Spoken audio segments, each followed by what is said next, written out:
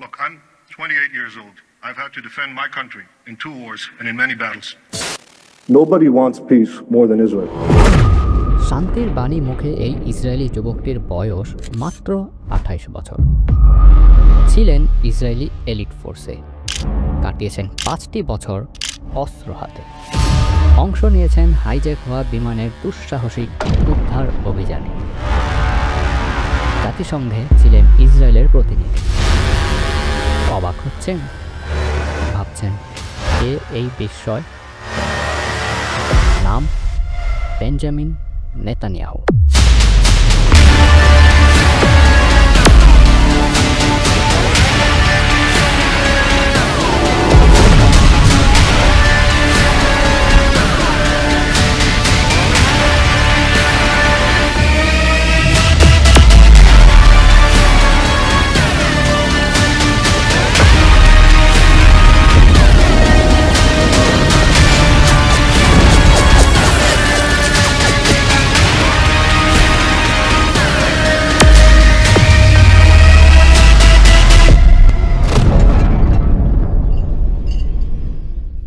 শান্তির বলি শোনালেও নেতানিয়াহুই ফিলিস্তিন গণহত্যার মূল মাস্টারমাইন্ড। আজ জানব কিভাবে আমেরিকার ছত্রছায়ায় তিনি ইসরায়েলের শাসক হলেন, আর এত অন্যায়ের পরেও কিভাবে এখনও ক্ষমতায় টিকে আছেন। আমেরিকার নাগরিকরা এখন ইসরায়েলের বিরুদ্ধে আওয়াজ তুলতে শুরু করেছে ফিলিস্তিনে গণহত্যার প্রতিবাদে, কিন্তু প্রকৃত সত্য হল বেঞ্জামিন নেতানিয়াহু নিজেই একজন আমেরিকান সৃষ্টির ফল। নেতানিয়াহুর রাজনৈতিক যাত্রা শুরু হয়েছিল যুক্তরাষ্ট্রেই। তিনি ইসরায়েলের রাজনীতিকে আমেরিকান রূপ দিয়ে ইসরায়েলের প্রধানমন্ত্রী হয়ে ওঠেন, এবং যদিও তিনি ক্লিনটন থেকে ওবামা পর্যন্ত মার্কিন প্রেসিডেন্টদের অপমান করেছেন, তবুও নেতানিয়াহু যুক্তরাষ্ট্রেরই একটি সৃষ্টি। এক অর্থে তাকে ফ্রাঙ্কেনস্টাইনের দানবের সঙ্গে তুলনা করা যায়, যে আমেরিকান রাজনৈতিক প্রতিষ্ঠানসমূহের সৃষ্টি, কিন্তু যার ওপর এখন যুক্তরাষ্ট্রের আর নিয়ন্ত্রণ নেই। 1970-এর দশকের শেষ দিকে তিনি বোস্টন কনসাল্টিং গ্রুপে কাজ করেছিলেন, যেখানে তার সঙ্গে ভবিষ্যতের রিপাবলিকান প্রেসিডেন্ট প্রার্থী মিট রমনির দীর্ঘস্থায়ী বন্ধুত্ব গড়ে ওঠে। প্রথম দিকে যখন নেতানিয়াহু রাজনৈতিক ক্যারিয়ার গড়ার ইচ্ছা নিয়ে ইসরায়েলে ফিরে আসেন, তখন তার আমেরিকান পরিবেশে বেড়ে ওঠা ছিল এক ধরনের দুর্বলতা। তাকে অনেকটা বাইরের কেউ, এক প্রকার কার্পেট ব্যাগার হিসেবে দেখা হতো এবং প্রকৃত ইসরায়েলি মনে করা হতো না। তিনি তখনও তথাকথিত বেন ছিলেন, এখনও বিবি হয়ে ওঠেননি, কিন্তু সময়ের সাথে সাথে ইংরেজি ভাষায় তার দক্ষতা ও আমেরিকান সংস্কৃতির প্রতি তার বোঝাপড়া তার পক্ষে কাজ করতে শুরু করে। যখন যুক্তরাষ্ট্র ও ইসরায়েলের কূটনৈতিক সম্পর্ক ক্রমশ ঘনিষ্ঠ হতে থাকে, তখন নেতানিয়াহু তার অতীত অভিজ্ঞতাকে কাজে লাগিয়ে সুবিধা নিতে শেখেন, যা তাকে ইসরায়েলি রাজনীতিতে উপরে ওঠার পথ তৈরি করে দেয়। যা শুরুতে ছিল দুর্বলতা, পরে সেটাই হয়ে ওঠে তার সবচেয়ে বড় শক্তি। 1980-এর দশকে যখন তিনি জাতিসংঘে ইসরায়েলের রাষ্ট্রদূতের দায়িত্বে ছিলেন, তখন তিনি তার আমেরিকান অভিজ্ঞতাকে ব্যবহার করে রাজনৈতিক ক্যারিয়ার গড়ার সুযোগ পান। নিউ ইয়র্ক সিটিতে অবস্থানকালে নেতানিয়াহু তার জ্ঞান ও দক্ষতাকে আরও গভীর করেন, বিশেষ করে যুক্তরাষ্ট্রের মিডিয়া অঙ্গনে চলাফেরা করার অত্যন্ত গুরুত্বপূর্ণ কৌশলটিতে। তিনি দ্রুতই আমেরিকান টিভি পর্দায় নিয়মিত উপস্থিতির মুখ হয়ে ওঠেন। এবিসির নাইটলাইন অনুষ্ঠানে টেড কপেলের সঙ্গে তার নিয়মিত উপস্থিতি তাকে অনুষ্ঠানে তথাকথিত সন্ত্রাসবাদ বিশেষজ্ঞ হিসেবে প্রতিষ্ঠা করে তোলে। নেতানিয়াহু বহুবার সিএনএনের ল্যারি কিং লাইভ অনুষ্ঠানে অংশ নেন, যা তখন সিএনএনের নেটওয়ার্কের প্রধান অনুষ্ঠানগুলোর একটি ছিল। ল্যারি কিং একবার নেতানিয়াহুকে নিয়ে বলেছিলেন, একজন অতিথি হিসেবে 1 থেকে 10-এর স্কেলে তিনি 8। যদি তার কৌতুকবোধ থাকতো তাহলে তিনি হতেন 10। নিয়মিতভাবে এসব মার্কিন সংবাদ অনুষ্ঠানে অতিথি হিসেবে উপস্থিত থেকে নেতানিয়াহু শিখে ফেলেন কত সহজ ও কার্যকর উপায়ে তিনি আমেরিকান দর্শকদের মনোযোগ ভিন্ন খাতে প্রবাহিত করতে পারেন। তিনি বুঝে যান কিভাবে দ্রুত পরিবর্তনশীল সংবাদ চক্রকে কাজে লাগিয়ে এমন বিভ্রান্তি তৈরি করা যায় যার মাধ্যমে ইসরায়েলের সবচেয়ে বিতর্কিত নীতিগুলোকে জনদৃষ্টির বাইরে রাখা সম্ভব। এবং তিনি এই বিভ্রান্তি কৌশলের এক দক্ষ কারিগরে পরিণত হন, যা ব্যবহার করে আমেরিকার দৃষ্টি ইসরায়েলের কর্মকাণ্ড থেকে সরিয়ে নিতে সক্ষম হন। নেতানিয়াহু এই কৌশল সম্পর্কে বেশ খোলাখুলিভাবেই কথা বলতেন এবং যুক্তি দিতেন যে ইসরায়েলকে এমন বৈশ্বিক ঘটনাগুলোকে কাজে লাগানো উচিত যেগুলো বিশ্বের মনোযোগ অন্যদিকে সরিয়ে দেয়। উদাহরণস্বরূপ 1989 সালে তিয়েনানমেন স্কয়ারে গণহত্যার পর নেতানিয়াহু একটি প্রবন্ধে লেখেন, চীনে যখন বিক্ষোভ দমন করা হচ্ছিল এবং বিশ্বজুড়ে সবার মনোযোগ সেদিকে ছিল, তখন ইসরায়েলের উচিত ছিল ওই সুযোগে অধিকৃত অঞ্চলের আরবদের ব্যাপকভাবে বহিষ্কার করা। এছাড়াও যখন বৈশ্বিক সংবাদচক্র ধীর গতিতে চলছিল বা যখন এমন কোনো বড় ঘটনা ঘটছিল না যা ফিলিস্তিনিদের দুরবস্থাকে আড়াল করতে পারত, তখন নেতানিয়াহু নিজেই নানা রকম বিভ্রান্তির সৃষ্টি করতেন এবং অনেক সময় তিনি এটাতে অভাবনীয় সাফল্য অর্জন করতেন। 1990 সালের মে মাসে নেতানিয়াহু আমেরিকান ইহুদি নেতাদের সঙ্গে এক বৈঠকে অংশ নেন, যেখানে তারা উদ্বেগ প্রকাশ করছিলেন যে পূর্ব জেরুজালেমে অবৈধ বসতি সম্প্রসারণ ইসরায়েলের জন্য এক ধরনের নেতিবাচক ভাবমূর্তি তৈরি করছে। নেতানিয়াহু এ বিষয়ে সম্মত হয়ে বলেন, তোমরা ঠিক বলেছ, এটা এখন আমাদের জন্য বড় একটা সমস্যা। 1 সপ্তাহের মধ্যে এটা কেটে যাবে। আসল সমস্যা হলো সাদ্দাম হুসাইন। তিনি মধ্যপ্রাচ্য এবং ইসরায়েলের 1 নম্বর সমস্যা। এর মাধ্যমে মূলত বোঝানো হয়েছিল যে অবৈধ বসতি ইস্যু এখন গুরুত্বহীন, কারণ আরও বড় সংকট সামনে রয়েছে। নেতানিয়াহুর এই ধরনের সমস্যা মোকাবিলার যেটা বিস্ময়কর দিক তা হলো তিনি নিজেও তখন সাদ্দাম হুসাইনের পক্ষ থেকে আসন্ন কোনো হুমকি সম্পর্কে নির্দিষ্ট কিছু জানতেন না। তিনি মূলত এলোমেলোভাবে একটি মন্তব্য ছুড়ে দিয়েছিলেন, আশায় ছিলেন যে সেটি কোনোভাবে যথাযথ জায়গায় লাগবে এবং ইসরায়েলের ফিলিস্তিনিদের প্রতি আচরণ থেকে মনোযোগ সরাতে পারবে। এবং এই বিভ্রান্তি তৈরির চেষ্টাটি ছিল একেবারে কাকতালীয়ভাবে সফল, কারণ নেতানিয়াহু যখন ঘোষণা দিলেন যে সাদ্দাম হুসাইন হলো 1 নম্বর সমস্যা, তার কয়েক মাস পরেই ইরান কুয়েতে আক্রমণ করে। তার এই বানোয়াট অনুমানই তাকে আমেরিকান মিডিয়ায় সন্ত্রাসবাদ বিশেষজ্ঞ হিসেবে প্রতিষ্ঠিত হতে সাহায্য করে। মিডিয়া তাকে নিয়ে উচ্ছ্বসিত ছিল, আর বিবি সেই প্রত্যাশা মিটিয়ে দিতেন। তিনি আমেরিকান দর্শকদের মনের ভাষা বোঝার এক অসাধারণ খেলোয়াড় ছিলেন। উদাহরণস্বরূপ, উপসাগরীয় যুদ্ধের সময় তিনি এক CNN রিপোর্টারকে রাজি করান যেন তারা দুজনেই গ্যাস মাস্ক পরে সাক্ষাৎকার দেন। সেই ছবিতে নেতানিয়াহুকে মাস্কের নিচে হাসি মুখে দেখা যায়, যেন এই দৃশ্য আমেরিকান জনমনে ইসরায়েলের প্রতি সহানুভূতি তৈরি করে। এই ভাবনায় তিনি নিজেই উৎফুল্ল ছিলেন। এই নাটকীয় আচরণের অতিরঞ্জন এমন এক পর্যায়ে গিয়েছিল যে তা এক প্রকার হাস্যকর হয়ে দাঁড়ায়। এই নাটকীয় মুহূর্তটি নেতানিয়াহুকে বাধ্য করেছিল সুস্পষ্ট কথা বলতে। তিনি বলেছিলেন, আমার বলতে হয় এটা সাক্ষাৎকার নেওয়ার সবচেয়ে অদ্ভুত উপায়, তবে এই দৃশ্য দেখায় ইসরায়েল কী ধরনের হুমকির মুখোমুখি আমি আপনাকে বলতে পারবো না কখন, বলতে পারবো না কিভাবে, কিন্তু ইসরায়েল আত্মরক্ষা করবে। মার্কিন গণমাধ্যম নেতানিয়াহুর প্রতি বিশেষভাবে উদার ছিল, এমনকি ইসরায়েলি গণমাধ্যমের চেয়েও অনেক বেশি দূর পর্যন্ত গিয়ে তারা তার সুনাম রক্ষা করেছিল, এমনকি তার রাজনৈতিক জীবনের সবচেয়ে সংকটময় সময়গুলোতেও। নেতানিয়াহু যখনই কোণঠাসা হয়ে পড়তেন তখনই তাকে বাঁচিয়ে রাখত ইসরায়েলি নয়, আমেরিকান মিডিয়া। এর সবচেয়ে বিস্ময়কর এবং আপত্তিকর উদাহরণগুলোর একটি দেখা যায় 1995 সালে প্রধানমন্ত্রী ইৎসাক রাবিনের হত্যাকাণ্ডের পরপরই। 1990 দশকের শুরুতে ইসরায়েলের প্রধানমন্ত্রী রাবিন প্যালেস্টাইন মুক্তি সংস্থা বা PLOর সঙ্গে একটি অসলো চুক্তি স্বাক্ষর করেন শান্তি প্রক্রিয়া শুরু করার জন্য। সেই সময় নেতানিয়াহু ডানপন্থী লিকুদ পার্টির নেতা ছিলেন এবং তিনি এই চুক্তি স্বাক্ষরের জন্য রাবিনকে প্রবলভাবে আক্রমণ করেন। তিনি এই চুক্তির তুলনা করেন 1938 সালে মিউনিখ চুক্তির সঙ্গে, যেখানে ব্রিটিশ সরকার হিটলারের জার্মানির কাছে চেকোস্লোভাকিয়ার কিছু অংশ ছেড়ে দিয়েছিল। নেতানিয়াহু রাবিনকে উদ্দেশ্য করে বলেন, তুমি চেম্বারলেনের চেয়েও খারাপ। তিনি অন্তত অন্য একটি জাতিকে বিপদে ফেলেছিলেন, কিন্তু তুমি নিজের জাতিকেই হুমকির মুখে ফেলছ।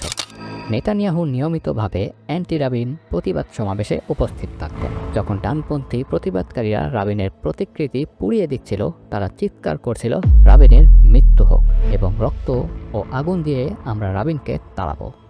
জনতার মধ্যে এমন উত্তেজনা সৃষ্টি হয়েছিল যে তারা রাবিনকে তার বাসভবনের বাইরেও হয়রানি করতে শুরু করে। তারা এমনকি রাবিনের স্ত্রী লেইয়াকেও লক্ষ্য করেছিল এবং তাকে অপমান করতেও ছাড়েনি। প্রতিবাদগুলি এতটাই চরম হয়ে উঠেছিল যে নেতানিয়াহুর লিকুদ পার্টির অন্যান্য নেতারা আতঙ্কিত হয়ে সেগুলো থেকে সরে গিয়েছিল। তবে নেতানিয়াহু সেখানে থেকে যান এবং তিনি প্রতিবাদে উপস্থিত থাকতে থাকেন। তিনি একটিও ভ্রুক্ষেপ করেন না, বরং বক্তৃতা দিতে থাকেন, যা আরও আগুনে ঘি ঢালার মতো কাজ করে। ইৎজাক রাবিন যখন এক ডানপন্থী উগ্রপন্থীর হাতে হত্যা হন, তখন ইসরায়েলি গণমাধ্যমে সকলেই জানতেন যে নেতানিয়াহু তার প্রধানমন্ত্রীকে হত্যার পরিবেশ তৈরি করতে গুরুত্বপূর্ণ ভূমিকা রেখেছেন, যে পরিবেশে ঘৃণা ও আতঙ্ক সৃষ্টি হয়েছিল। প্রধানমন্ত্রী রাবিনের শেষকৃত্য অনুষ্ঠানে বিধবা স্ত্রী লেইয়া বিভিন্ন বিশিষ্ট ব্যক্তিদের সঙ্গে হাত মিলালেন, কিন্তু নেতানিয়াহুর সঙ্গে তার সাক্ষাৎ এড়িয়ে গেলেন। কয়েকদিন পর পিএলও চেয়ারম্যান ইয়াসির আরাফাত লেইয়া রাবিনকে তার বাড়িতে সান্ত্বনা জানাতে আসেন, কিন্তু নেতানিয়াহুকে সেখানে আসতে বলা হয়নি।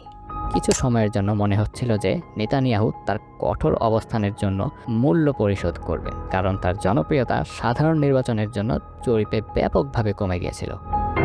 তবে তার আভ্যন্তরীণ জনপ্রিয়তা পড়ে গেলেও এটি ছিল মার্কিন মিডিয়া যা নেতানিয়াহুকে বাঁচিয়ে তোলে।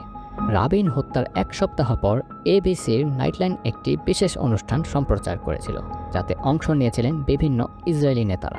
তাদের মধ্যে নেতানিয়াহু এবং রাবিনের বিধবা স্ত্রী লেইয়া রাবিনও ছিলেন।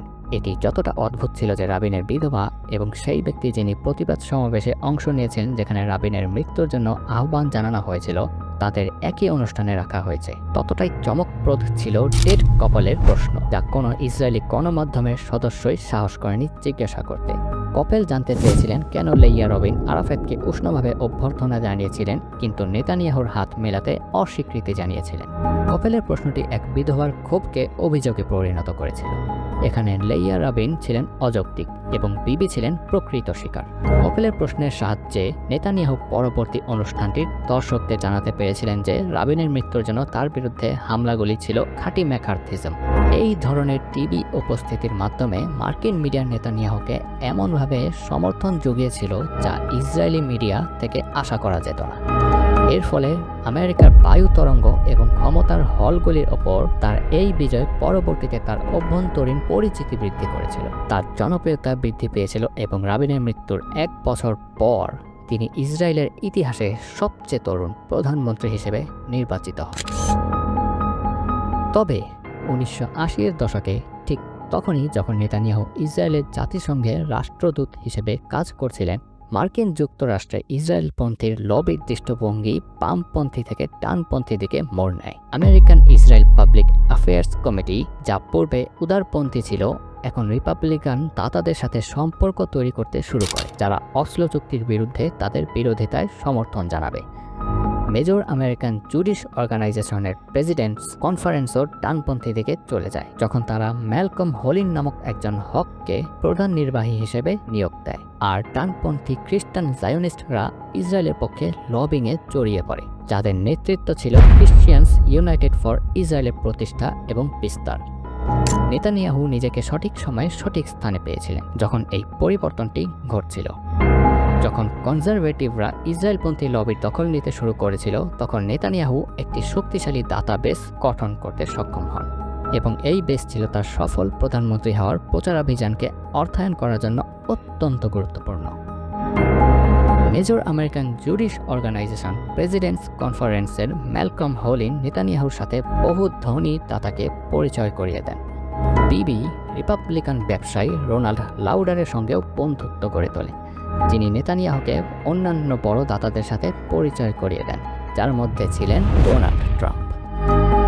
আরেকটি সহায়ক ছিলেন বিলিয়নিয়ার চার্লস কুশনার, যিনি কখনো কখনো নেতানিয়াহুকে তার বাড়িতে আতিথেয়তা দিতেন। সেখানে ভবিষ্যৎ ইসরায়েলি প্রধানমন্ত্রী চার্লসের ছেলে জ্যারেড কুশনারের শৈশব কক্ষে শুয়ে থাকতেন, যিনি পরবর্তীতে প্রেসিডেন্ট ট্রাম্পের জামাই এবং সিনিয়র উপদেষ্টা হন।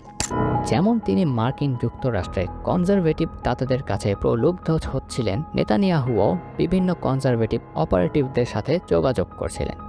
তিনি তার রাজনৈতিক দক্ষতা শানিত করতে জিওপি কনসালটেন্টদের নিয়োগ করেন। তাদের সহায়তায় তিনি রিপাবলিকান ধাঁচের প্রচারণাকে ইসরায়েলি রাজনৈতিক পরিমণ্ডলে নিয়ে আসেন। 1990-এর দশকের শুরুর দিকে নেতানিয়াহু একটি বিখ্যাত জিওপি পোলিং বিশেষজ্ঞ ফ্র্যাঙ্ক ল্যান্ডসকে নিয়োগ করেন। এরপর 1996 সালে নির্বাচিত হন, যা নেতানিয়াহুকে প্রথম প্রধানমন্ত্রী হিসেবে তৈরি করেছিলেন। এই সফল প্রচারণার জন্য নেতানিয়াহু রিপাবলিকান গুরু আর্থার ফিঙ্কেলস্টাইনকেও নিয়োগ করেন, যিনি বেশ কয়েকটি সফল নির্বাচনী প্রচারণার উপদেষ্টা ছিলেন। এর মধ্যে প্রেসিডেন্ট নিক্সন এবং রেগানের প্রচারণাও অন্তর্ভুক্ত। নিজের কথায় ফিঙ্কেলস্টাইনের দশকব্যাপী কনজারভেটিভ প্রচারণার ক্যারিয়ারের সবচেয়ে গর্বের অর্জন ছিল লিবারেল শব্দটিকে একটি নেতিবাচক অর্থে পরিণত করা। নেতানিয়াহুর 1996 সালের নির্বাচনের জন্য ফিঙ্কেলস্টাইন এমন স্লিক আমেরিকান স্টাইলের আক্রমণাত্মক বিজ্ঞাপন তৈরি করেছিলেন যা আগে কখনোই ইসরায়েলি রাজনীতিতে দেখা যায়নি। নেতানিয়াহুর প্রথম মেয়াদে প্রধানমন্ত্রী হিসেবে তার শাসনকাল ছিল 1996 থেকে 1999 পর্যন্ত। এক দশক পর যখন তিনি আবার প্রধানমন্ত্রী পদে প্রতিদ্বন্দ্বিতা করেন, তখনও তিনি মার্কিন কৌশলীকে সাহায্যের জন্য ডেকে আনেন। 2009 সালে তার সফল প্রত্যাবর্তনের জন্য তিনি রিপাবলিকান কৌশলী জন ম্যাকলফলিনকে নিয়োগ করেন তার বার্তা তৈরি করতে। ম্যাকলফলিন পরবর্তীতে প্রেসিডেন্ট ট্রাম্পের জন্য একটি পোলিং বিশেষজ্ঞ হিসেবেও কাজ করেন।